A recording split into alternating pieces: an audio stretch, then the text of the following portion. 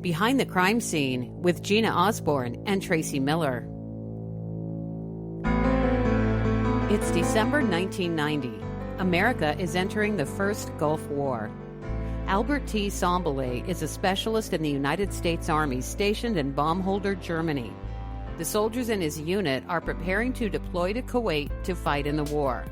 What they don't know is Sombolay was selling national defense information to the Jordanians and would later attempt to contact the Iraqi government to volunteer as a spy. Welcome to Behind the Crime Scene, where we take you beyond the yellow tape and into the lives of first responders, investigators, and prosecutors who work true crime. I'm Gina Osborne, retired FBI Assistant Special Agent in Charge and former Army counterintelligence agent. And I'm Tracy Miller. I've been a prosecutor for over 23 years, and I've completed over 80 jury trials, including cases among some of the most violent criminals, including those who have committed sexual assault, gang crimes, and domestic violence. And on today's show, I am so thrilled to announce that we have Connie Huff. Connie is retired Chief Warrant Officer 4 with the United States Army. She had a distinguished 24-and-a-half-year career and was recognized throughout the strategic counterintelligence community as one of the Army's premier espionage investigators. And she was even named Investigator of the Year by the Department of Defense. But what makes Connie so special, especially to me, is she has been one of my greatest role models in my law enforcement career. I am just so excited that she's here today, Tracy, to tell us about the Albert Sombolay case, which is a case that she and I worked on together back in 1990.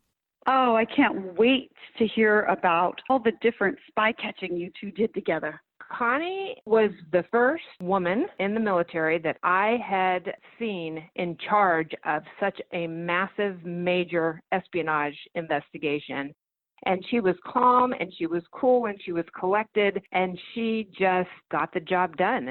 She was my role model then, and she has been my role model ever since. So talk about being a giant in the counterintelligence community. I am so proud to have her on our show. I'm so excited to talk to her. And she was the boss of the whole operation in this case, right?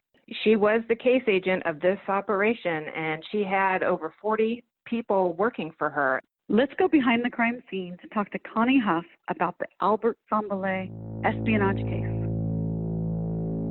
Connie, welcome to the show. Thank you. It's a pleasure being asked and an honor, and I really admire what you two ladies are doing. We're going back to the first Gulf War, and we've got a spy on the loose. So tell us, how did this case come to your attention? The investigation began in December of 1990. Unfortunately, I'm still not at liberty, even after almost 30 years, to reveal the source of the information. But suffice it to say that it was credible, detailed information. And when we determined that Sommbolay was a soldier stationed in Germany, it fell under our investigative jurisdiction. So tell us about the investigation. Well, the mission of any counterintelligence service, and I may use CI in lieu of saying counterintelligence while we're talking, regardless of what country we're talking about, is to penetrate, identify, and neutralize the foreign intelligence activities, terrorism threats, and sabotage directed against national interest, values, and objectives. So this is a case of insider threat and betrayal. In December of 1990, after we got this credible intelligence, we opened this investigation on Specialist 4 Albert T. Sombolay. Sombolay was a soldier stationed in Baumholder, Germany, in a field artillery battalion of the 8th Infantry Division. We learned through record checks that he is a naturalized U.S. citizen, originally from Zaire. He was married, and he and his wife had custody of one of her nieces. He enlisted in the Army when he was somewhere around 34, 35 years old, just before the cutoff, and was 39 years old at the time we were investigating him. So he was an old Specialist 4. We learned that he didn't have a lot of friends, primarily because he was, at least 10 to 12 years, if not 15 years older than most people who were E4s in his unit. Here he is. He's married. He finds himself in a foreign country. What did he do?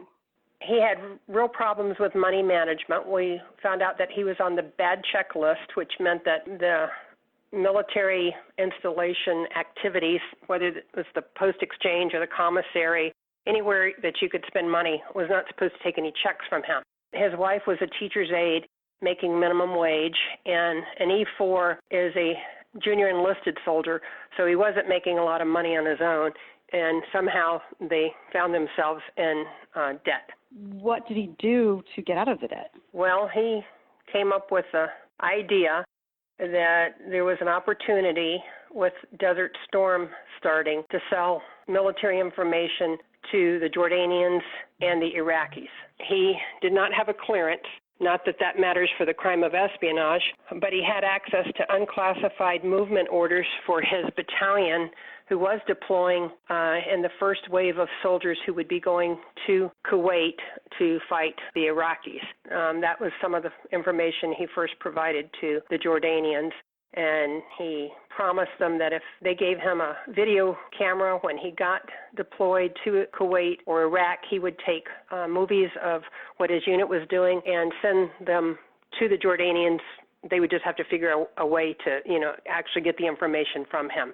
So he saw the war as a target of opportunity to make some money, get himself out of debt, and hopefully continue making money. Did he actually provide information about where our U.S. troops were located to the Jordanians? As far as we know, yes. He told them where they were supposed to deploy to when they got to Kuwait and what their missions were going to be. Some of the classified details he would not have known, but he knew when the unit was shipping out, what type of equipment they were taking, and what their mission would be when they actually started to fight the Iraqis. He also provided them with some nuclear, biological, and chemical protective equipment that soldiers have in the event that we encounter an NBC attack when we're out in a wartime situation. Connie, you were the case agent on this case, and you had over 40 other counterintelligence special agents assigned to you, and I know what a great leader you were because I was one of those 40. Thank you. So can you tell us just how that worked? You get this information that this Albert Sombolay is trying to conduct espionage, and now you've got the case. What happens next? Well, because it was a priority one investigation, we had to deconflict it with national-level intelligence organizations in Germany and in the European theater to make sure we deconflicted our espionage investigation with any potential operations they had going on. Once that was done, it's opened as a priority one investigation. What does that mean, Connie, priority one investigation? It's the most serious type of espionage investigation you can conduct. All the resources we needed were going to be given to us. You would get creative and decide to use a false flag or sting operation to collect evidence of what he was doing. We had physical surveillance, a team. Gina was part of the physical surveillance team. Beginning on 1 February and lasting through to his arrest on the 29th of March. And they worked almost every day, anywhere from 10 to 14 hours or more, watching him. When we did the sting operation, it has to actually be approved by the Secretary of the Army. And when we got the Secretary of the Army's approval, once we sent in our operational plan, and we got a go for that, we had electronic surveillance specialists who were able to wire the room for sound and video, as well as wire our undercover officer. We had 4 search and seizure teams for his house, 2 cars, his workplace, and a storage area that he had. We had teams of special agents who were going to go out and interview fellow soldiers that we could not interview early on in the investigation. So you start adding up numbers, and throughout the investigation, I figure there were a minimum of 40 CI special agents who were brought in at various times and in size to work on this investigation. So in a sting operation, you have an undercover officer, which is a UCO. What do they do? How does that work? In this case, it was decided that we would use a male undercover officer because chances were that the Jordanians and the Iraqis probably had more men in the intelligence field than they did women. The undercover officer happened to be an Army case officer. A case officer is someone who is trained to recruit and handle spies. And I'm not at liberty to discuss his name. I'll call him Joe. So when we meet Joe, we brief him on the case, and he right away says, "Don't tell me too much. I don't want to go in with guilty knowledge. Just give me the basics, and I'll take it from there." And so that's exactly what we did. The undercover officer, whom I'm calling Joe for the purposes of this, was brilliant, very skillful, and conducted the meeting with Albert like it was a transfer from the contacts he had made at the Jordanian embassy, who supposedly couldn't make it, to a personal meeting. And Joe had been sent in to make sure that Albert had been treated fairly. He wanted to have Albert review what had happened during his contacts with the Jordanians and how much money he got, just to make sure he'd been paid enough. With that premise and knowing that Albert was desperate for money, he took it hook, line, and sinker. And Joe was just absolutely brilliant. He should have got an Oscar for his performance. Wow. So you met Albert in a hotel room, right? Yeah, Joe called him at work. We had arranged with his commander to have him at work on the 29th of March until a certain time of the evening. There were a lot of unknowns in this. We didn't know if he had given him his home phone number and his work number, or just one or the other. False flags or stings are sometimes just calculated gambles, and you go with your best instincts. But we figured, based upon how desperate he was, and he was using this as an opportunity, that he probably would have given the Jordanians both numbers. Well, we found out that he had not paid his phone bill at home, and rather than try to reach him there, we decided to have him called at work. So the charge of quarters answers the phone, goes down the hall and gets Albert, and I was sitting next to the undercover officer as he's making the call, which of course is being recorded, and he just verifies that it's Albert Sommbolay. We had been told by a couple of people they thought he spoke Arabic, and our undercover officer was a native of the Middle East who'd become a U.S. citizen and joined the Army. And so he said a few words in Arabic, and it was very clear that Albert had no idea what he was saying. So the undercover officer switched to English and said, "I'm here to meet with you. Can you meet me?" And Albert instantly said, "Is this for real?" And the undercover officer very quickly said, "Why? Did we joke with you before?" I'll never forget that. It was so firm and spot on. And if I'd been in there where Albert was, I would have seen him come to attention. That was the kind of authority that the undercover officer used in his voice. And Albert says, no. And he says, "Well, then I need you to meet me." And so he arranged for Albert to drive to a McDonald's, park his car, and get in the undercover officer's car. And the undercover officer drove him to a hotel that was about 20 minutes away. And so everything that was being recorded in the car was on the undercover officer's wire. And then when he got into the hotel room where we had the video camera set up, the undercover officer started over and said, "Okay, now I need to make some notes, and I couldn't do it while we were driving, so let's go back and start at the beginning." And so then Albert starts to basically reveal what he had been up to. Were you watching this as it was unfolding? Well, we were supposed to have video coverage of the car, but Murphy's always there, and the batteries failed, so we could not hear or see what was happening in this 20-minute car ride. But yes, when he got him in the hotel room, our electronic surveillance guys wired the room for sound and video. I was in the room down the hall with the technicians, my boss, a staff psychologist, our brigade staff judge advocate, and I guess that was about it. There were 5 or 6 people in there. And so I sat there with headphones on, watching on the TV as the VCR, because that's what we had back then, was recording this, keeping track of the numbers so that I could testify that the VCR tape was the authentic tape of what had transpired if it became necessary in a court-martial. And then on the other side, our staff judge advocate was listening as well from a legal standpoint, since he's a lawyer, making sure there's, no entrapment issues or anything like that. So just the 2 of us out of the 6 or so in the room could actually hear, although the other guys could see what was going on. At some point, Albert says, "This is a dangerous thing, very dangerous." Yeah.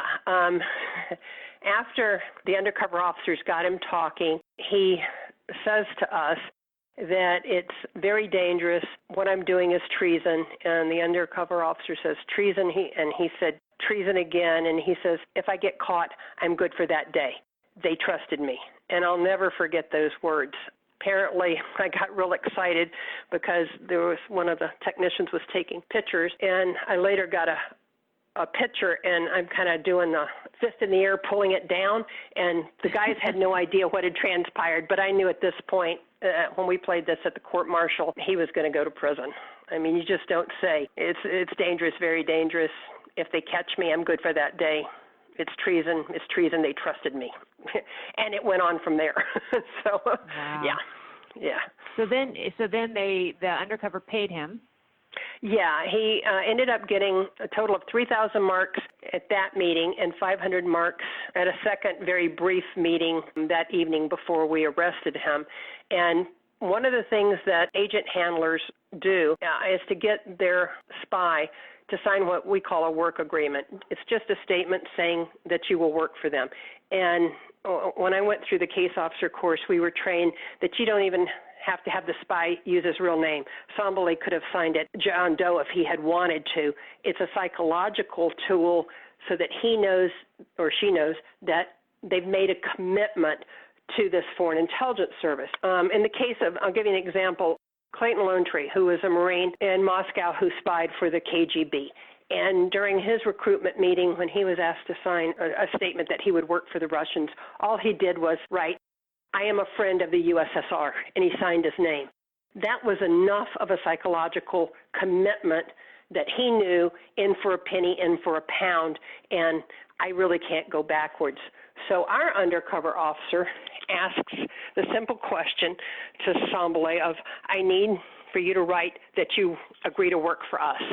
And with no other prompting, he wrote an extensive statement declaring that he would work for the Royal Jordanian government, provide them with any Army information or material he may get, and he said any secret Army information he may get, and that the Jordanians must keep his identity secret from U.S. government officials and provide financial support. As he's writing this out, of course, we can't read what he is writing, and he very courteously decided to read it aloud in case his penmanship wasn't legible. So he reads aloud this very detailed statement to the undercover officer, and then he signs it, "With all my trust and confidence, I will remain faithful to this agreement." You must have done another facial expression or fist pump at that. It doesn't get any better than that. In fact, over the course of my career, and then after I retired and I taught for a private company and did CIA and counterterrorism training, I would talk about this class, and people would just sit there and shake their heads like, "This is unbelievable. Why would he be that detailed?" And I said, well, he was desperate. He had not been contacted, unbeknownst to us, for a few weeks, and he thought it was a real deal. And our undercover officer, like I said, deserved an Oscar. And it'll go down in the annals of counterintelligence history as the most detailed. I know you and Gina have a lot of experience with working with spies, but from someone's perspective who does not, what would motivate someone or motivate Albert to sell out his own troops for 3,500 German marks? Well, he actually got about $1,400 from the Jordanians at the very beginning of when he walked into their embassy in Brussels, Belgium. So you've got to add that to our 3,500 marks. So, it's chump change. And he admitted in the post-conviction debriefings, and I want to say he pled guilty to 2 acts of espionage and 2 acts of attempted espionage in his court-martial. Because the night we arrested him, he invoked his rights, and we couldn't talk to him until the court-martial. So we had to wait from March 29th until I think it was July 16th that we started the debriefings after he'd been convicted. And he told my partner and me that he was desperate for money and he saw the war as an opportunity. He was also disgruntled with the Army and wanted some measure of revenge because he had a college degree from an unaccredited African university. And when he enlisted in the Army, he thought they would make him a commissioned officer, but because it was an unaccredited university, all they could do was make him a specialist 4. And so he was very disgruntled about the way he thought he had been treated, and those were his primary motivations. So he was arrested, and I know that for a fact because I was across the street from his house when it happened. And that is something I will never forget because I was told that he was going to be arrested at the gate at his housing community, and it was nighttime, and I had been in this lookout for over a week that I was waiting. I wanted to see something in the evening sky, whether it be police lights or just something that indicated that this Traitor had lost his freedom. And the next thing you know, he drives in front of his house. Then another car is behind them, and they pull him out of the car, and his French fries from McDonald's went everywhere, and he was arrested. And it was that was the best moment of my entire military career right there. It sounded like it would be so fun to be there. Well, it wasn't supposed to happen that way. As Gina said, he was supposed to be arrested as he came into the housing area, but during the sting with the undercover officer, he had said that if he had been given more notice, he could have brought some stuff to the meeting that he had at his house. So because we didn't know that, and it had not been part of our planning in the sting, the undercover officer didn't say, come back and, after I drop you off in 20 minutes or whatever. He just dropped Albert off at his car and told him to go home. Well, we contacted the undercover officer and said, look, we don't know what it is, but we want you to call him because we had learned that although his phone had been turned off, the Germans would allow him to receive calls. He just couldn't make any calls. And so we had the undercover officer call him at home once we knew he was there and ask him to come back to McDonald's and bring whatever he had at home. And so Albert got back in his car with a trash bag full of stuff, drove back to McDonald's. They met very briefly. That's when he got the extra 500 marks.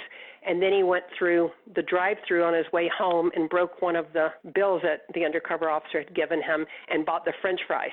And so that's what he was eating when he got out of the car and was arrested. And so we only recovered technically 3,400 marks of the 3,500.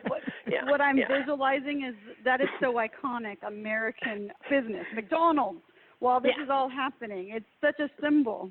Yeah, exactly. Yep, and he was treating himself to fries on his way home. Didn't even get stuff for his family, Oh my gosh, we can talk about a lot of things that how terrible he was to his family throughout the time we were surveilling him. He winds up having a trial. What was your part in the trial, Connie? I didn't have to testify.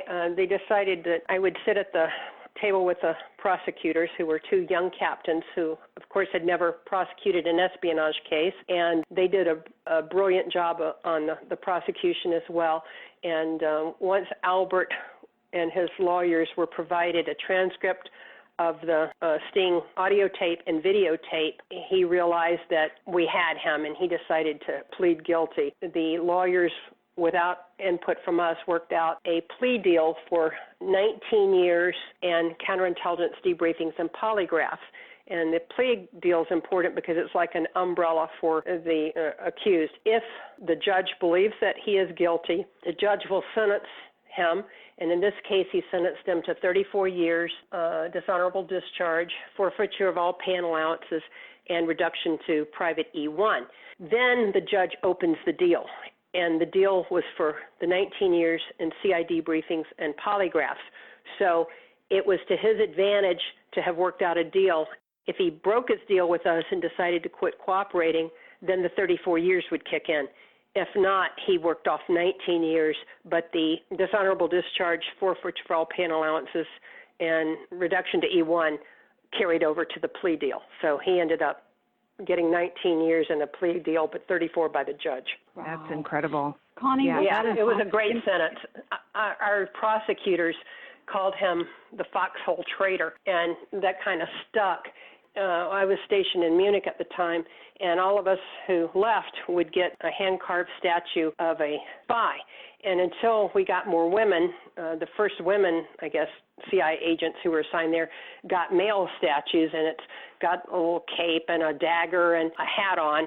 I had two of them made for our prosecutors who happened to be male and put on there their names and under the bottom foxhole traitors and gave it to them after everything was all said and done because they, I think they worked hard and they had a lot of obstacles to overcome getting, the deal done and everything. So they must have appreciated, as a fellow prosecutor, I'm sure they appreciated that. What has impacted you the most about this case? Let's see.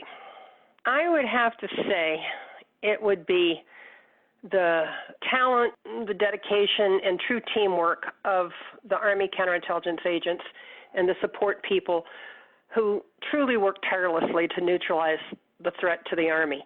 As I mentioned before, the surveillance team was working extremely long hours while the investigators who were doing record checks and later searches and seizures and post-arrest interviews were working 10 to 14 hours a day and sometimes 7 days a week. And they never complained. It was all about mission accomplishment. Their roles contributed to the success of the investigation. The undercover officer, as I said, gave a masterful performance and obtained critical information that was needed to neutralize him. And, I can't ever thank him enough for his role. We had a staff psychologist who gave insight into Sombolay before and after his arrest, using a variety of psychological assessment tools, both direct and indirect.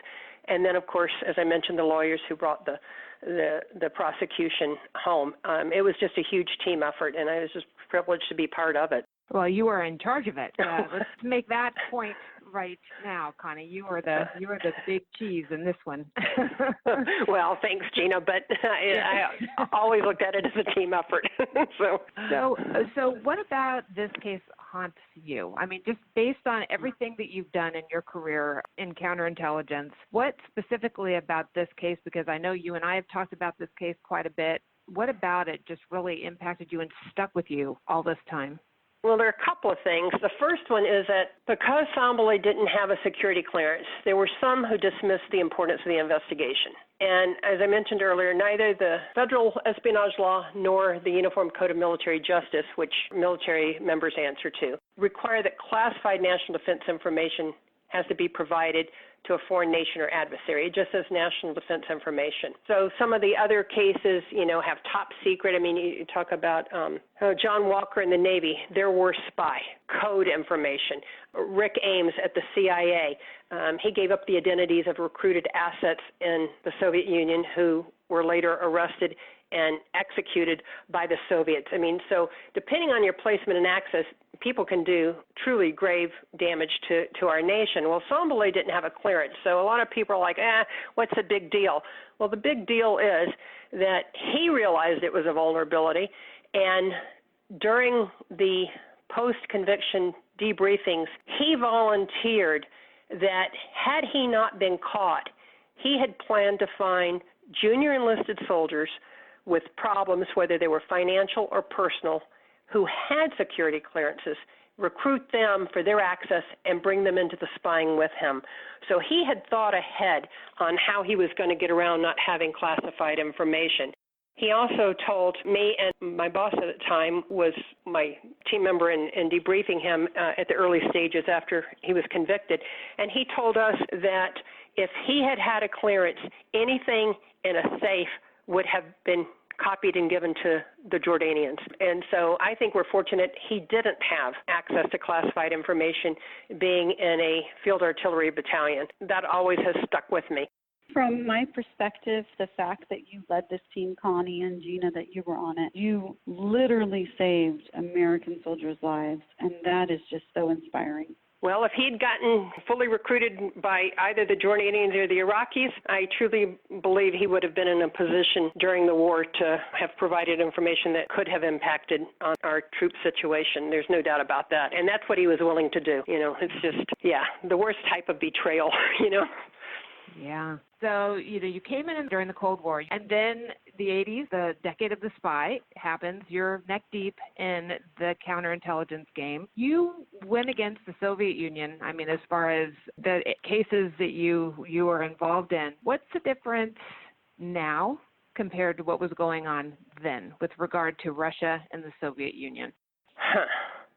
I would tell you from my personal experience and learning from esteemed colleagues both in the military and then when I worked for this private company teaching counterintelligence and counterterrorism courses back to the intelligence community. We had intelligence officers who were retired from the CIA, the NSA, the State Department, all the military services, Royal Canadian Mountie, 2 world-renowned intelligence historians, 1 British, 1 American, and I even worked with 3 former KGB officers, one of whom was retired Major General Oleg Kalugin. And from my experience and learning from those men and women who had deep and in some case intimate involvement with the Russian threat because the 3 KGB officers at one time worked against us, I can tell you leopards don't change spots. During the Cold War, the Soviet Union viewed us as the main enemy, and in the 21st century, they just call us priority number 1. And just because the Soviet Union failed, Russia still poses grave and continuing threats to our national security. Their national and military intelligence and CI services have long successes against the United States and other Western and developing nations in penetration operations, and by that I mean running spies or double agents, a variety of active measures such as disinformation, election interference, think about the 2016 election, propaganda, media manipulation, manipulation of popular citizen movements like the anti-Vietnam War protests, and in today's world, manipulation of our social media platforms to reach even more people than printed or televised media. They're taking advantage of divisions in society and try to make them wider, just like they did when they were the Soviet Union.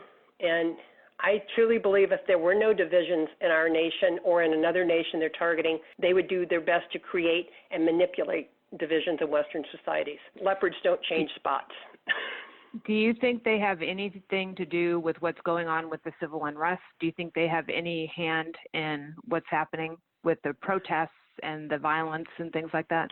Well, of course, I'm not in a position to have any sort of intelligence, but learning from history, and they always say the past is prologue, they've done it during the civil rights, during Vietnam War, and I think we would be foolish to think that they're not in some way manipulating some of what goes on with the protests and trying to sow discord and divisions among our citizens and exploit sensitive situations like what has led to all these current protests with the death of Mr. Floyd. Gina, that must have been so fun to be outside that house and watch him throw his McDonald's fries up in the air when he got caught. Oh my gosh, that was incredible. And Connie did such an incredible job being in charge of that entire operation. It was the best moment in my law enforcement career. It must have been. And for Connie to be able to watch it unfold, the whole operation and everything that you all worked on, and she got to watch it unfold on a VCR, of course, but she still got to watch it. That must have been such an experience for her. She was absolutely thrilled. That was not an easy case at all because you have to remember we're in Baumholder, Germany. It was the winter, so there's snow on the ground, and it's in the middle of the first Gulf War. Security was heightened. So I can just tell you from the surveillance point of view of following Albert. Wow. Talk about stress. One of the things that upsets me so much when I'm listening to you and Connie talk about this is that another human being who's been through military training, who sees the sacrifices that the troop that he's in are making, personal sacrifices to defend our country, is so easily for such few dollars willing to be a traitor.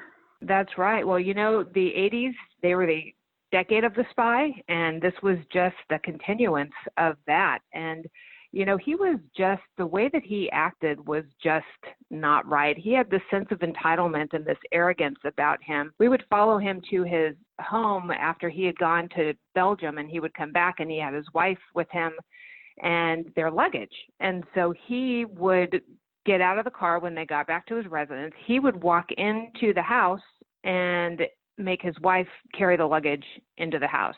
And then he would go to the mailbox and he Are you would... kidding me? No, I'm not kidding you. And then he would go to the mailbox and look at the mail, and then the mail that he didn't want, he would drop on the ground. So his wife would pick up the mail on his way into his house. So very abusive, controlling relationship. So he was not the nicest guy in the world. But I'll tell you, these type of cases, they continue to go on, and there's no way to prevent this type of crime any more than you can prevent, any other type of crime. But it's just a matter of our incredible intelligence community working the way that Connie worked, having leads come in, doing their jobs, preventing these things from happening so they can neutralize these spies.